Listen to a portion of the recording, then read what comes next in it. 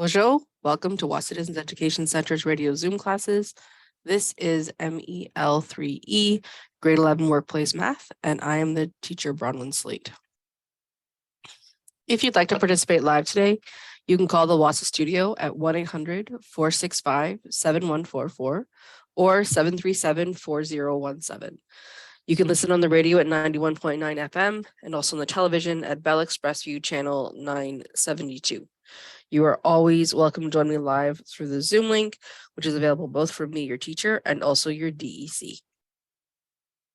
Our classes are scheduled from Monday through Thursday, 9 until 10 in the morning, and we are in our 9th and final week of our course. At this point, you definitely should be submitting work for marking.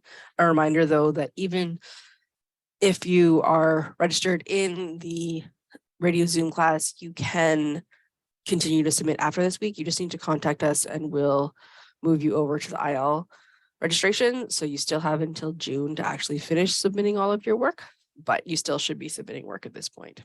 So a reminder that the support questions, the ones with the little pencil icon, are not for marking. These are practice problems. You can decide which ones and how many to do. You know yourself best and what information you need to practice. If you're understanding a concept, it is totally okay to skip questions. You don't have to do them all just because they're there. Though I do encourage you to do some of them, if not all of them, depending on your own needs. If you need more practice, please ask me and I'm happy to send you more practice so that you can really feel comfortable with the concepts. The key questions, the ones with a little key icon, these are the mark questions. So these ones, you need to do all of them because I'm marking them all. So if you don't hand them in, then you get 0 for them. Also, please show me all of your work, your steps and your thinking. This way I can understand what it is that you understand. And if you're struggling with something, I have more information about what it is that you're struggling with and I can help you. It just means that we start off with being able to go somewhere, whereas if you just give me an answer and it's wrong, I have no idea where it came from. So how do you submit your work for marking? Well, there's 3 methods. The first is to scan your work and send it electronically. If you have a device, you can scan your completed work using that device. The Apple devices have a Notes app, which has a scan function, and the Google Drive devices Android devices have a Google Drive app. These are fairly straightforward point and click scan functions, but if you need some support on my YouTube channel, there are tech tutorials that walk you through a video for each of these apps that walk you through step-by-step how to scan. So you can go check that out there.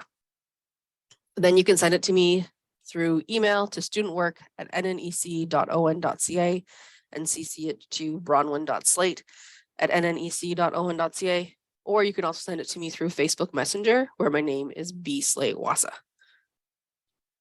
The second method is to drop your work off in Sioux Lookout. We have an outdoor mailbox at our location, 74 Front Street. We are the bright red building next to the post office and have a small white mailbox next to our side entrance. So you can just put your work in there anytime and I'll get it back to you as soon as I can. The third method is to hand your work into your DEC. Your DEC can either send your work through the Express or fax it to 807-737-1732 or toll-free fax to 1-800-463-7852. Students can also send their work in by fax if that's something you have access to. Just give us a heads up that it's coming so that we can make sure that we're paying attention because sometimes things get lost. If you'd like to connect with me through social media, both my Facebook and my YouTube channel are under the name B. Slate Wahsa. All of our radio Zoom classes are recorded and I upload them to YouTube shortly after broadcasting and share them on Facebook. So these are really easy ways to find all of our resources, all of our classes, so that you can go back and review things as needed, or if you missed a class, it's really easy to find. Everything's under a playlist called MEL3E. So you can check that out if needed. Math is a really visual subject, so I strongly encourage you to access the videos. Either joining me live through Zoom, you don't have to talk to me, you can just watch, that's okay. Or you can watch the YouTube videos, another great option. You can do that on your own time, slow things down, pause them as you need it. But if neither of those work for you, let me know and I'm happy to send you a copy of the recordings so you still get the full experience and really set yourself up for success.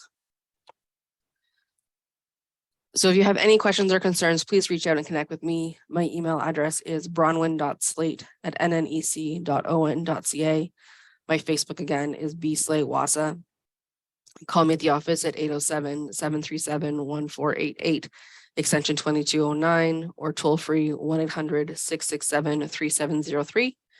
My office hours are Monday through Friday, 8 a.m. to 2 p.m., though I teach from 9 until 11, so that is not a good time to try to get a hold of me.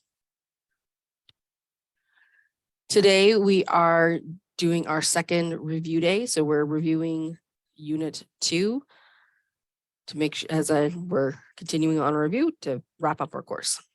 But first, let's activate your brain with some mental math. Hopefully by now you recognize that I don't like mad math minutes. They cause stress and anxiety and don't actually teach anybody anything, from my opinion. So instead, we work on developing strategies that work on using comfortable, friendly numbers, things that make sense for each of us individually. Our question today is 347 plus 188, and we're using the strategy of compensation. So what that means is that we take something from one of our numbers and add it to our other number to make a friendly number. And we can do this in lots of different ways. We really get to decide what is friendliest for ourselves. I'm going to, so looking at these, I say, okay, well, 347 is really close to 350. So I could just add, if I'm going to take 3 away from 188, sorry, yes, and add it to 347.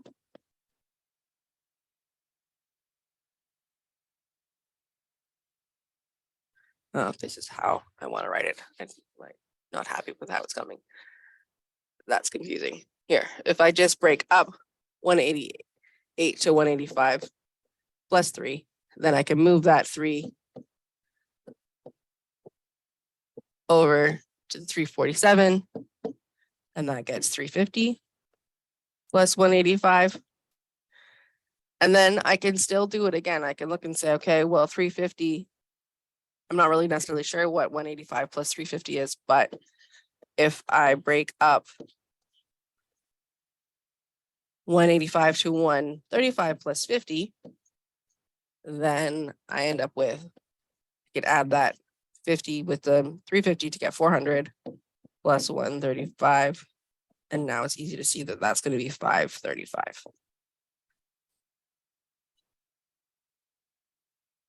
So we could have done that in one step. We could have done that in 2 steps that we did, where we broke up the numbers in twice, we compensated twice.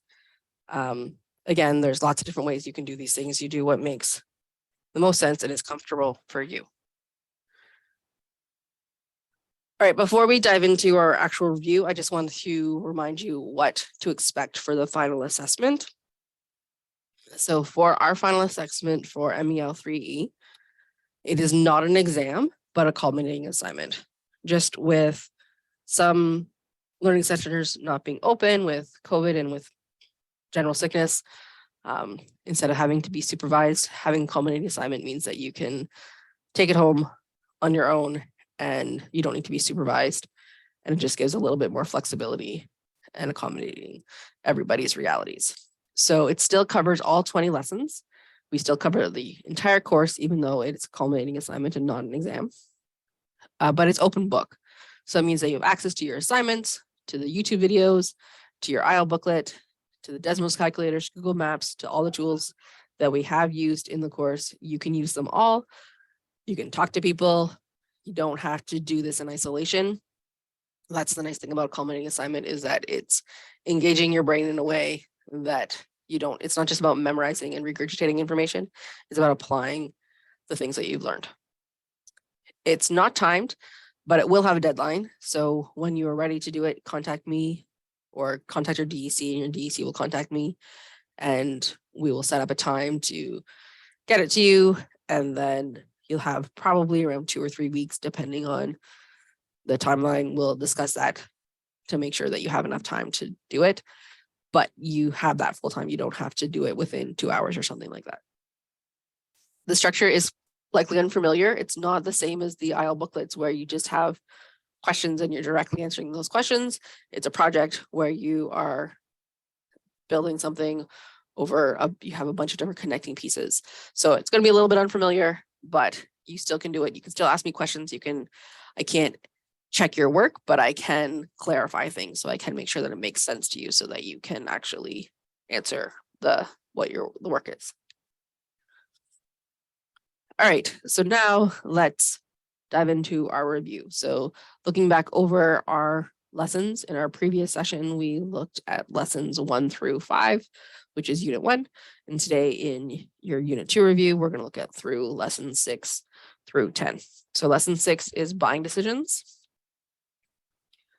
So we talked about unit price, which is the total price of a package divided by the number of units or items in that package. So like dollars per 1 liter, dollars per 1 egg, dollars per 1 kilogram, or even dollars per 100 grams. It doesn't have to just be per 1.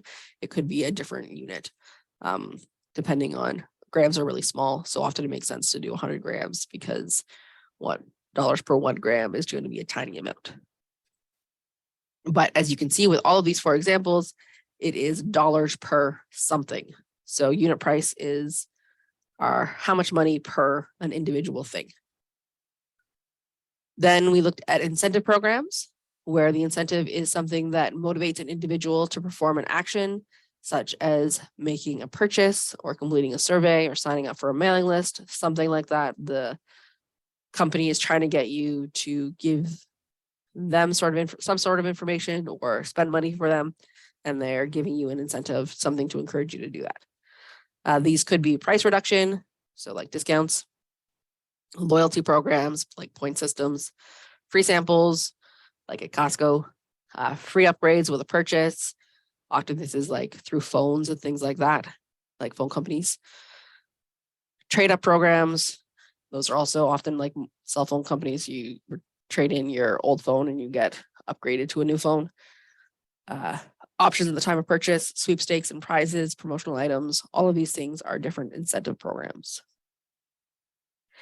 And then we looked at how to convert between Canadian dollars and US dollars. So remember that the conversion factor, how much dollars are worth, changes daily. So the numbers that I have on my screen right now today are not necessarily accurate. It should be close. But I didn't do this today, so it's going to be slightly different. But for our purposes, you're just going to use the information that's on your sheet, so that you don't have to look it up because it's going to be different every day. So from Canadian to US dollars, it's about 1 Canadian dollars equal to 0.78673 US dollars. So that means that for every $1 purchase in Canada, Americans pay just about 79 cents US. So then on the flip side, from US dollars to Canadian dollars, it's about 1 US dollars equal to 1.27089 Canadian dollars. So that means for every $1 purchased in America, Canadians pay about $1.27 Canadian. So how do we actually calculate that? Remember, we set up ratios comparing. We use one of these. We don't use these both. We use one of these, and we put whatever we want on the top so that it's easier to do the algebra. So let's look at the support questions today so that we can do some practice and make sure we're on the right track. So number 1 from page 4 of your IL booklet is calculate the unit price for the following: 2 kilograms of carrots for $2.59. So remember, unit price is always dollars per For this one, kilograms. So that means we do $2.59 divided by 2 kilograms to figure out the unit price.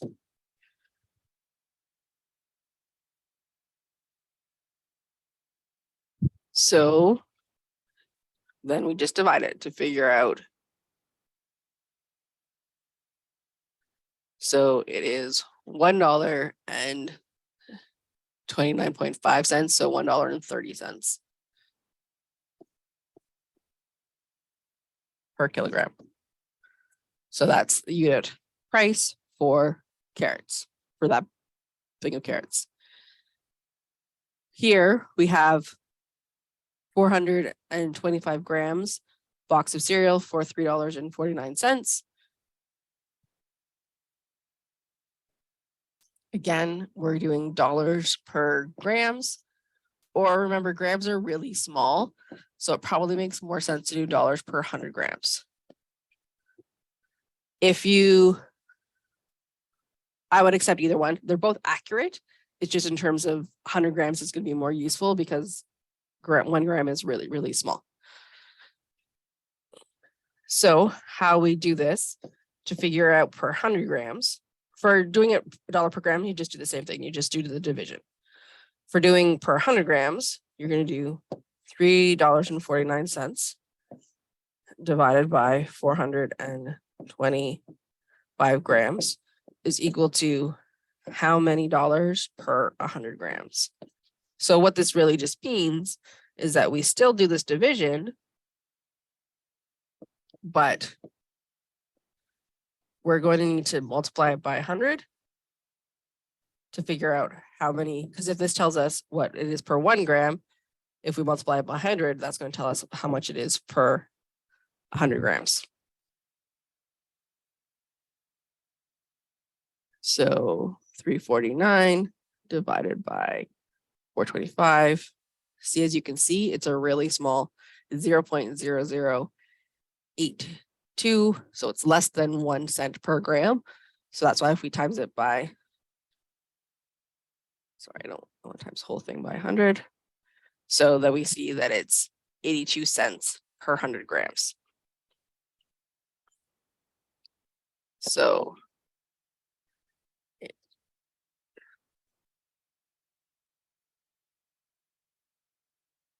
82 cents per 100 grams. We need to make sure that we put that as 100 grams because that's what we measure, right? So we just need to be clear that that's the unit price that we're talking about. Number 4, which is from page 6, is calculate the number of points you would get at the community store if you bought the following items and received 50 points for every dollar spent. So this, we're assuming the points are calculated before tax. You don't get points on tax. So the toy was $24.95. For every dollar you spend, you get 50 points. So that means that if this toy is $24.95, we spend $24. So to figure out how many points we get, it's 24 times 50, because $1 is 50 points. So $24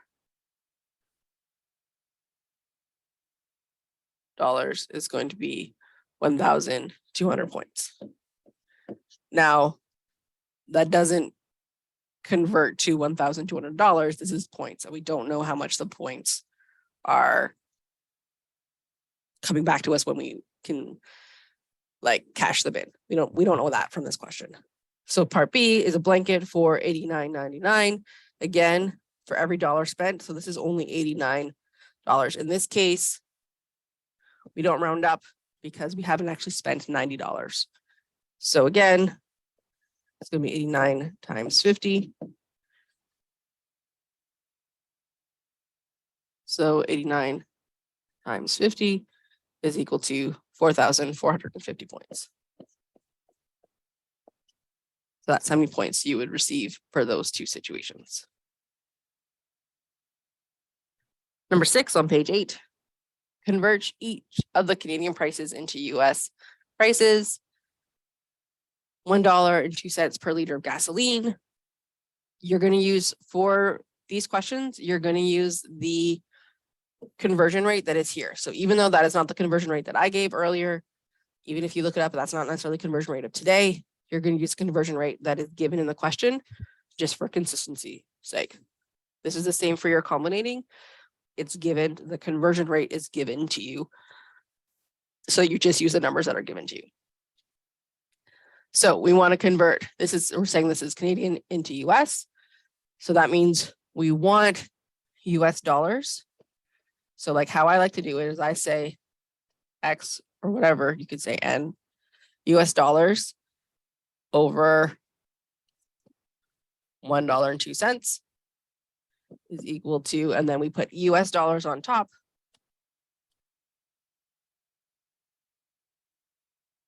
over $1 Canadian. So this is just how I like to do it in order to keep myself organized. So I know that I have all the US dollars on top and all the Canadian dollars on the bottom. And then I know that in order to solve for X, I'm going to have to do 0.9342 times 1.02. And that's going to give me the how much it costs in US dollars at this rate. So 0.9342 times 1.02 is equal to 0.95.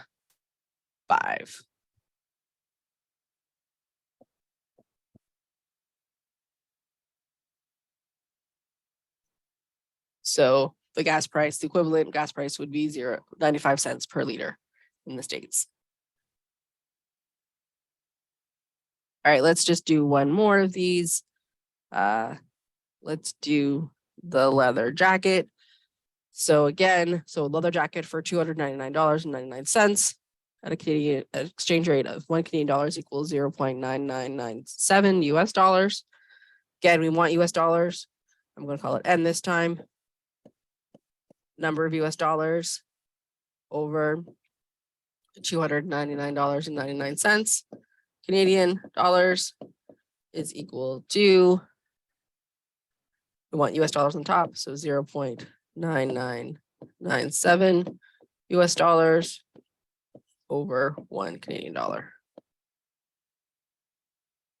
So N is equal to, all we need to do is we multiply 0.9997 times 2999 point. I got it. I put my decimal place in the wrong spot.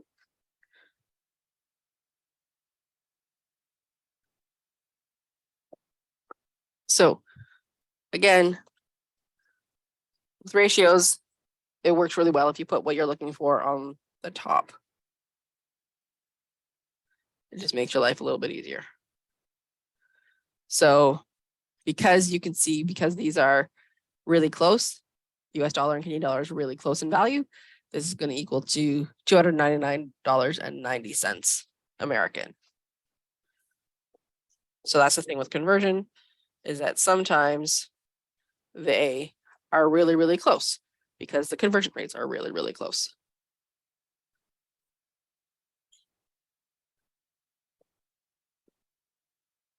All right, let's set up one. We're going to set up one. We're not going to have time to do it. I probably should have done anyway. Find the cost of each, number 8 on page 10. Find the cost of each item in Canadian currency. So Levi jeans are $32.99 US. The conversion rate is $1 Canadian equals 0.9286 US dollars. So here this time we want Canadian dollars, right? So the number of Canadian dollars is what we're looking for.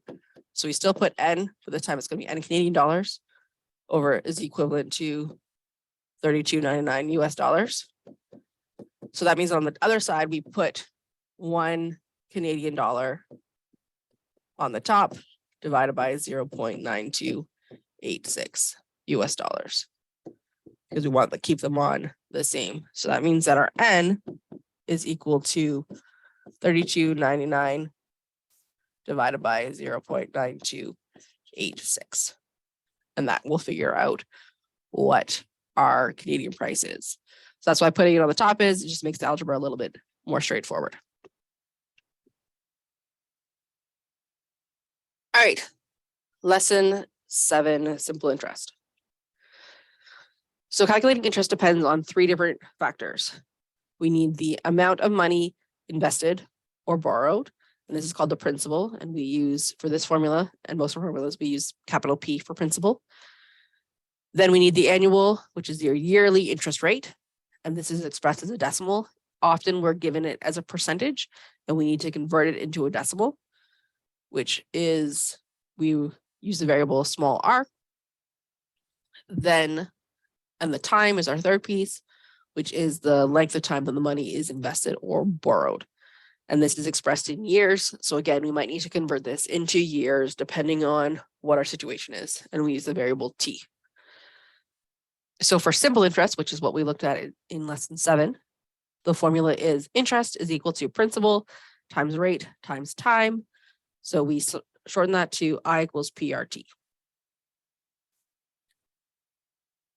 So let's do some support questions. So this one on number 1 on page 16, it says express each of the following interest rates as a decimal. So we're just converting each of these percentages into a decimal. So to convert it into a decimal, that means a percent means per 100.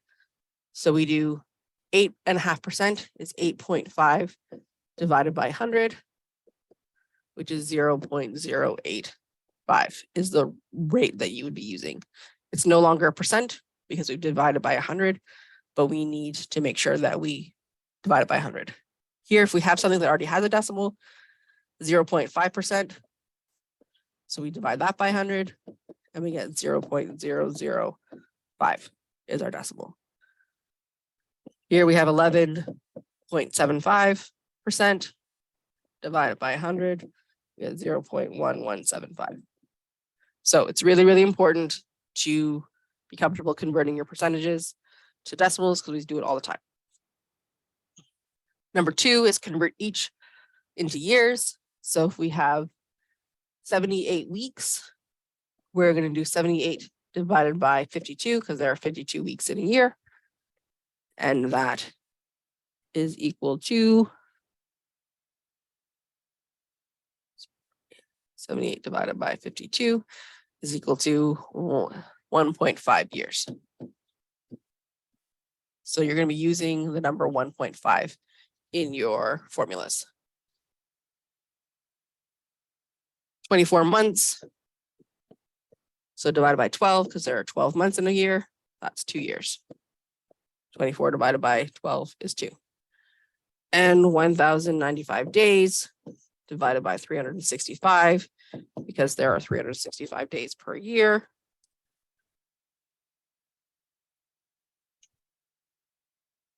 Is 3 years. You might not always get friendly numbers like these numbers. You might get you're more likely to get a rough, you just round to 1 or 2 decimal places. All right, number 4. John invested $1,000 of his money for 51 days at simple interest. The interest rate was 3%. How much interest did John earn? So what I like to do is I like to list my variables. So my principal is $10,000. My interest rate is 3%. I want to convert that into a decimal, so 0.03. I'm comfortable doing this in my head, but you can just do it with a calculator, that's fine. And my time is 51 days. Well, I know that I want it to be out of a year, right? So that's going to be 51 divided by 365. So my interest is equal to my principal times my rate times my time. So 10,000 times 0.03 times 51 divided by 365. I like to leave my fraction in just to be more exact. If you round it to decimal, that's fine for our purposes. but that's just where you get rounding errors if you, so something to be aware of. So that is equal to $41.92. So that's how much interest John earned. So part B, how much money did he have after 51 days? So his total amount is equal to his principal plus his interest. So that $10,000 was his principal plus $41.92. So that's $10,042. So $41.92 is how much he had after 51 days. All right, then lesson 8 was simple to compound interest. So we compare these two types of interest, ways of calculating interest, and we remember that simple interest is based only on the principal. So the amount of the loan or the deposit, so it's only, you only calculate the interest on that part, and it's linear growth. So it's this light blue line where your interest grows in a straight line. Compound interest is based on both, you get your interest calculated based on both the principal amount, the amount that you invest or borrow, and any interest that is accumulated on it in every time period. So you're building money on top of your money. So this orange line is your compound interest, is exponential growth. It increases rapidly over a long period of time. There's a big, huge difference between how much money you would earn. For lesson 8, there are no support questions because you're just connecting it. You're using a spreadsheet and you follow the steps in your IEL booklet and you answer all the questions and you hand the whole thing in. We did this or something very similar to this in our lesson 8 video. So you can go back and check that out if you haven't checked it out yet. If you don't have access to a computer or Excel or Google Sheets, everybody has access to Google Sheets if you have access to the computer and the internet, because you can use it through your NNEC email address. Let me know if you need help. But also if you don't have any access to the computer or the internet, so you don't have any of those options, please reach out and contact me. And I have an alternative lesson for you to do that doesn't penalize you for not having the technology. You shouldn't be penalized for that. That's not ethical. So reach out and let me know. So then lesson 9, we look just at compound interest. So with compound interest, remember it's the same idea that we're building interest on our interest and our variables for our formula. So our formula is A equals P times 1 plus R divided by N, and all of that to the exponent NT. So A is our final amount. P is our principal invested. So the amount of money that you start with. Remember, this could be invested or borrowed. R is your interest rate, which has to be expressed at a decimal, still the same. N is your number of compounding periods per year. And this is different, something to be paying attention to. And then T is your time, still in years. So our compounding frequency, the compounding periods, something that is a little bit different for compounding interest. It's a time frame in which your compound interest is calculated. So compound periods are less than a year. And so we need to think about how many of those periods are in a year. So annually means that there's 1 per year. Semi-annually is 2 per year. Quarterly is 4 per year. Monthly is 12 per year. Semi-monthly is 24 per year. Weekly is 52 per year. Bi-weekly is every 2 weeks, so 26 per year. And daily is 365 times a year, every day. So you need to know those numbers or keep them somewhere, note them somewhere so that you can go and look that up. All right, so our support questions. So for lesson 9, looking at number 1, which is on page 30. So for these, they just want you to first find the different variables, be able to figure them out in a situation. So find value of P for each situation described below. So all we're doing is trying to figure out what P is. So for A, $2,000 loan on an interest rate of 5% compounded weekly. So P is 2,000. That's all we need to know. B, an interest rate of 7% compounded daily on an investment of $5,000. So P is 5,000. Principal, that's all we're looking for. C, $100 is borrowed at an interest rate of 3% compounded biweekly. This one, P, is $100. All we're looking for this question, we're just making sure we can figure out the variables. Number 2 from page 31, find the value of R over N for each situation described below. So because our interest rate is, we need both those pieces. We need the rate, but we also need the number of compounding periods. So for A, annual interest rate of 11% compounded annually. So R, sorry, that looks like an N.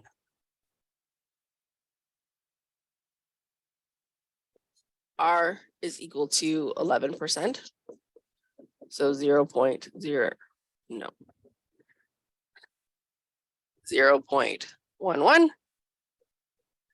and N is equal to 1 because it's compounded annually.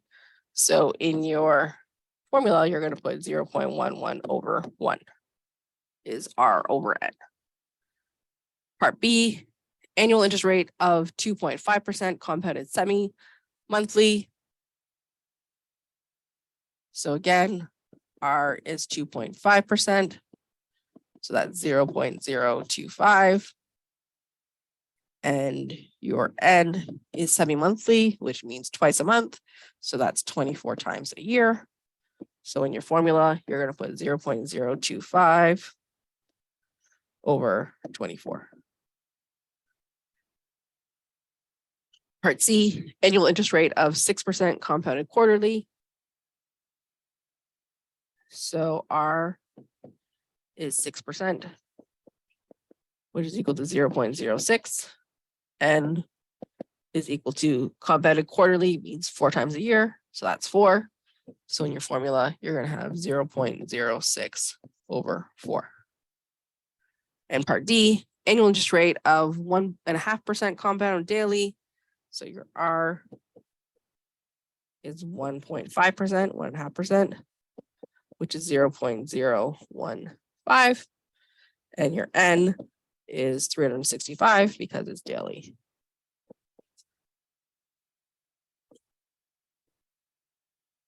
So 0.015 over 365 is what you put in your formula.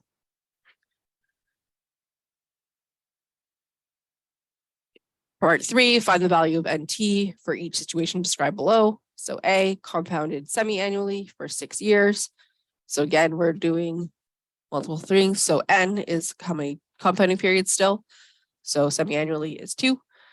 And T is 6 years. So you could do 2 times 6, or you could just put 12 in your exponent. Either one's fine. Part B, compounded biweekly for 2 years. So biweekly is every 2 weeks. That's 26 time periods per year. So NT is 2. So again, 26 times 2, and that is 52 times per year. Part C, compounded semi-monthly for 3 years. Semi-monthly is 24 times a year, twice a month for 3 years. T is equal to 3. So in your formula, you can put 24 times 3, or you can say that you could just do the multiplication, and that is 72 times a year. And then part D, compounded daily for 6 months. N is equal to daily, so 365.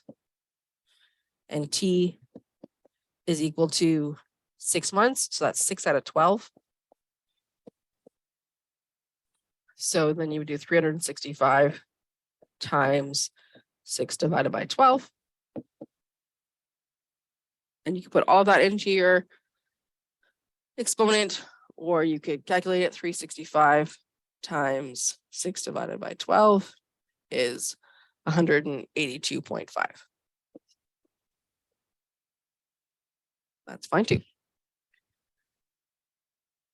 All right, so number 4, determine the amount of each investment. For part A, so for part I, part II, determine the interest earned in each investment. So we're just going to do one of these. So part C, 1,500 at 9% compounded quarterly for 10 years. Again, I like to put out all my variables. So my principal is 1,500. My rate is 9%, which is 0.09. My number of compounding periods is 4 because it's compounded quarterly. My time is 10 because it's 10 years.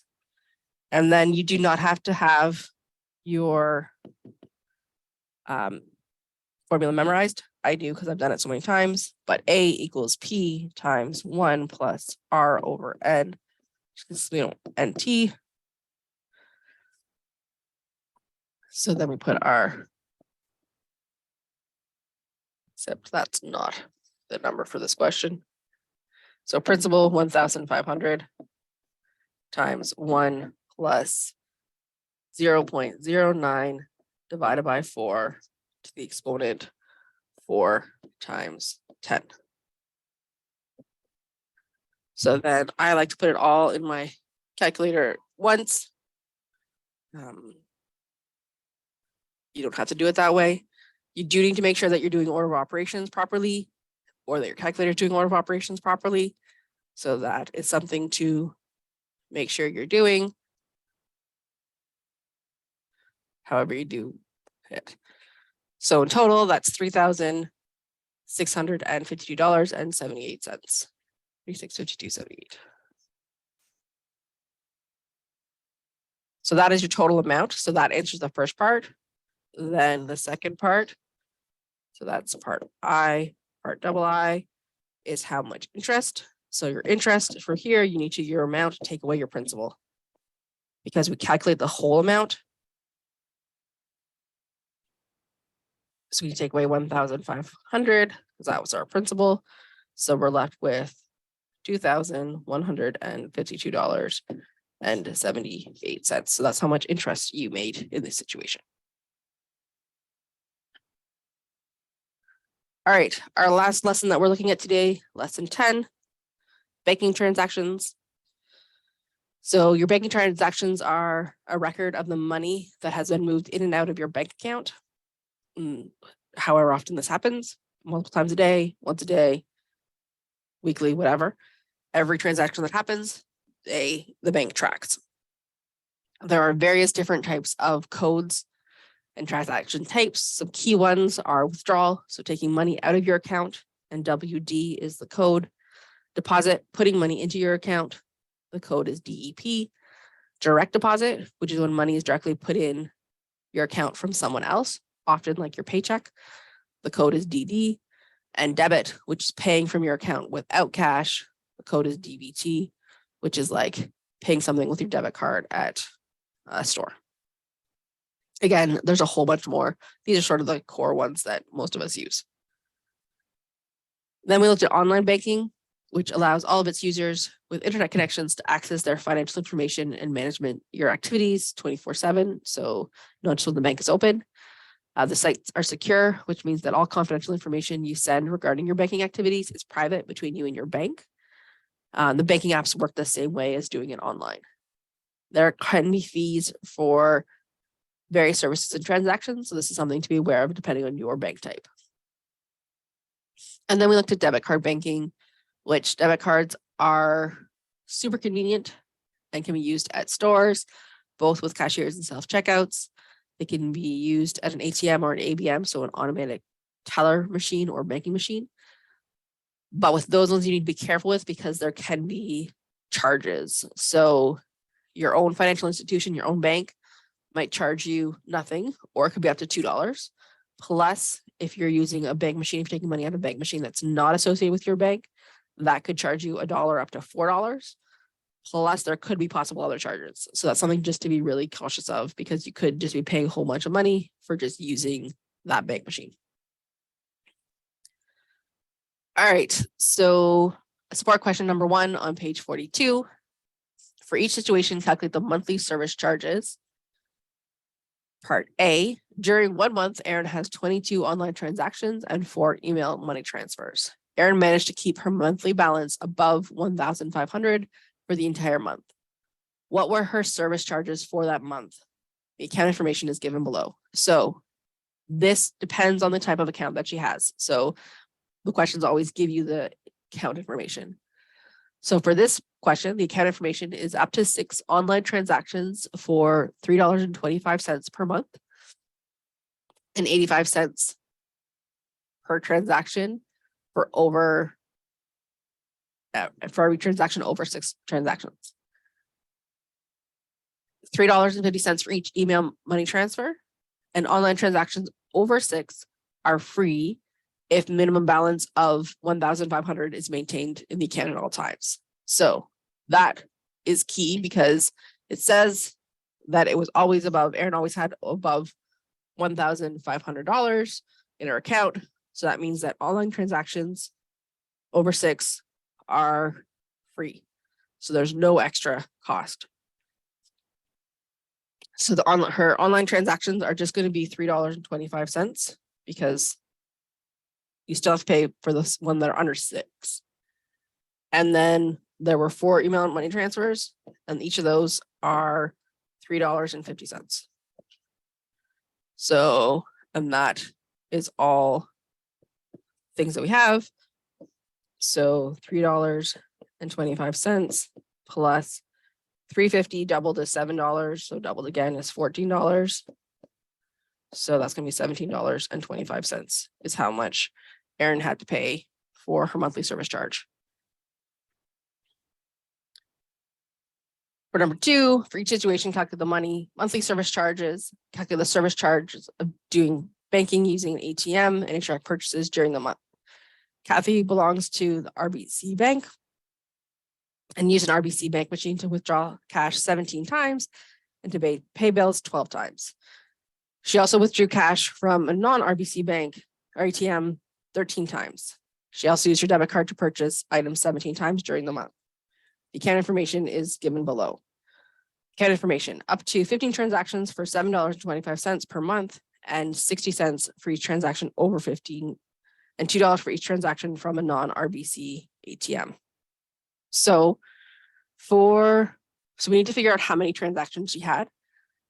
So she withdrew cash 17 times, plus paid 12 bills, plus she did it on RBC Bank 13 times, plus used her debit card 17 times.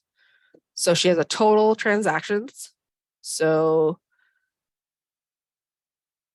13 plus 17 is 30.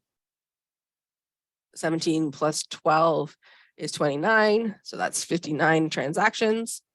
So that is over 15 transactions. So that means that we're spending the $7.25 just to have those 15 transactions. And then we have to pay 60 cents for every transaction over 15. So we do 59, take away 15 to figure that out. And then $2 for every non-RBC ATM withdrawal, which was 13 times. So we will do that all on our calculator. $7.25 plus 60 cents times 59, take away 15 to figure out how many are extra, and then plus $2 times 13 transaction or withdrawals from a non-RBC ATM. So it's $59.65. So that's a pretty big service charge to have to pay every month to just use your bank account. All right, so we don't have time to look through checkbook or checking account your transactions, but again, go through and use those transaction codes that we looked at it in lesson 10. So that is a review for Unit 2 If you have any questions, of course, always contact me. I'm here to support you to figure this stuff out.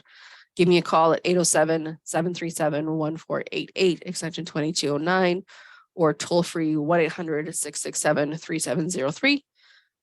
You can also email me at bronwyn.slate@nnec.owen.ca or send me a Facebook message at bslatewasa.